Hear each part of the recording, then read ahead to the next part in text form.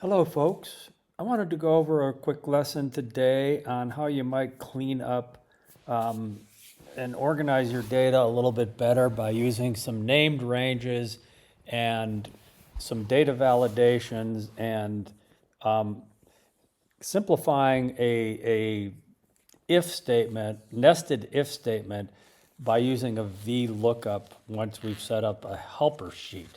So let's take a look here. I was helping a person in the forums. They were having a query problem, but I was looking at the way they had their data structured. And this particular data here, let's take a look, is a data validation. And this one is C2 to C6. So what they had to do here was create a list from a dropdown, and you can see all their data validation functions are from a list. So they're doing it that way. I would suggest that it might be better to build a helper sheet and put these things on a list, and that way you can see these things that are in here. So and then that was one issue that would be helpful if you did your data validation rules instead of manually typing a drop-down list to do a list from a range. And we'll get to that. But this is the part that looked like it would be really difficult to write. So this is a nested if statement. And you had to, be very careful to get this exact data in here. And then that's your output. Here's what it's searching for. If C2 is equal to that, then you get this output. So I approached this a little differently. Let's take a look. So what I did was build a helper page, and on the helper page, I put in this list of criteria that is in the drop-down menu that the person was using. And then in the next step piece, this part here, this where the if statement comes, I've put those results in based on those because I'm going to use a VLOOKUP.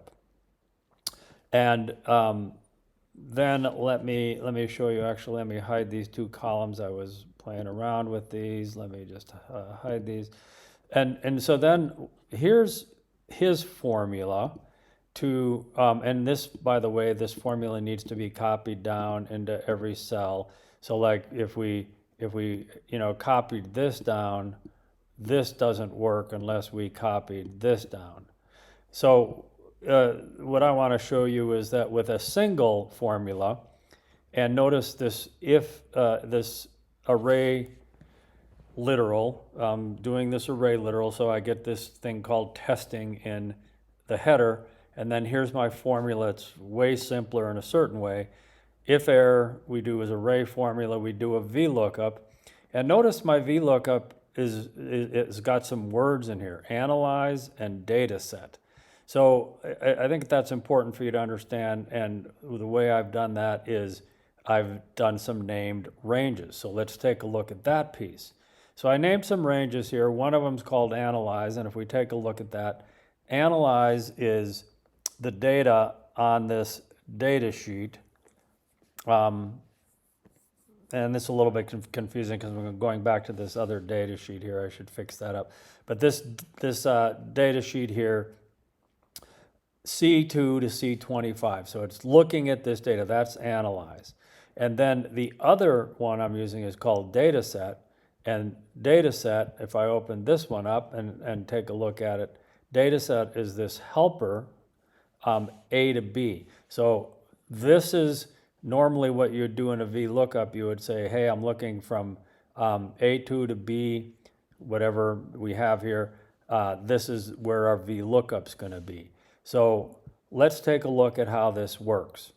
By the way, let me clean up this analyze because what I really want, well, that's okay. This analyze is coming from this, this data set here. And so if I add something here, we're going to get a VLOOKUP back over here on this helper, the way I have this set up right now. So again, named ranges, I am defining the range where I have my initial part of my VLOOKUP, and then I'm defining the actual VLOOKUP piece. So let's take a look at what that looks like on my formula. So the VLOOKUP is saying look at the analyze. By the way, it's an array formula, so it's going to look at analyze. And analyze, as we pointed out, is this set of data right here. It's this set of data. So whatever it finds here, that's what the VLOOKUP, first part of the VLOOKUP is. The second part of the VLOOKUP is the data set. And we found out here that the data set is this. And by the way, when you do these named ranges, you can call it whatever you want. I was just playing around with this, and I thought this is a good lesson to learn. So we're going to use data set. This is my VLOOKUP. And then when I come here, here's my array literal, it's array formula VLOOKUP. Look up, analyze. If I hadn't have done a named range, that would be look up data exclamation mark C to C, because that's basically what that range is. Data set, instead of saying data set would be this sheet that we're on here, it would be A2 colon B. So using the named ranges, it just is a little bit easier for me to do this part of it. And then it's a VLOOKUP, so we're looking up what we find here, and then we are going to this VLOOKUP table and we're returning the second column, and it's not sorted, so we're going to get the match that fits with that. So watch what happens if I, let me close this out. Watch what happens if I go back to my data set, because that's what I'm doing this.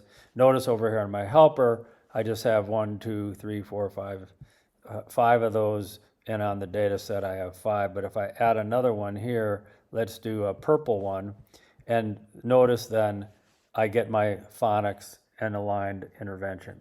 Now to me, this formula is a lot easier to deal with than the formula where you have to, number one, copy it down, but just writing this kind of an if statement is a bit tedious. And if you have any mistakes in any of this data that you're copying, and you know your commas and quotation marks are out of place, this isn't going to work correctly.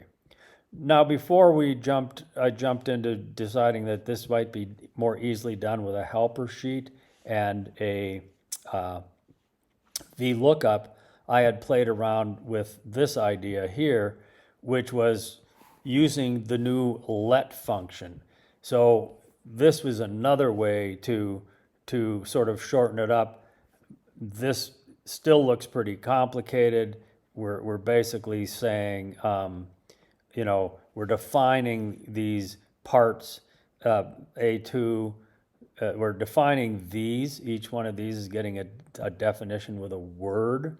And then, you know, so I'm not having to type all this stuff out. That was the point I was trying to figure out with that.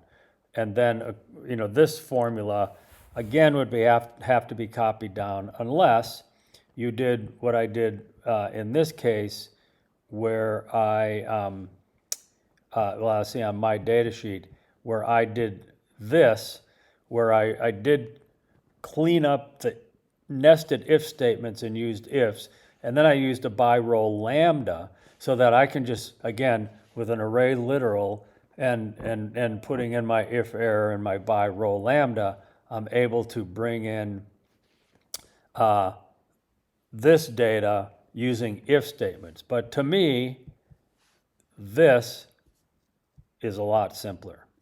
So build a helper column, use those helper columns to build your data validations. As you can see, this data validation that I built is equal to analysis. In other words, I've defined analysis. Analysis is A, column A. So I can build a drop-down from a range, just call it analysis, and then I get everything. And the nice thing about doing this, by the way, is notice if I were to add some data to this, right now you can see I've just got the 4 things, but if I added something in here, something else, and go ahead and do that, and now notice something else is part of my data validation because it's built from a range and it's an open-ended range. So if I need to modify that, that automatically gets in there, and I don't have to manually change my manual drop-down list. So a couple of pointers just to remind you.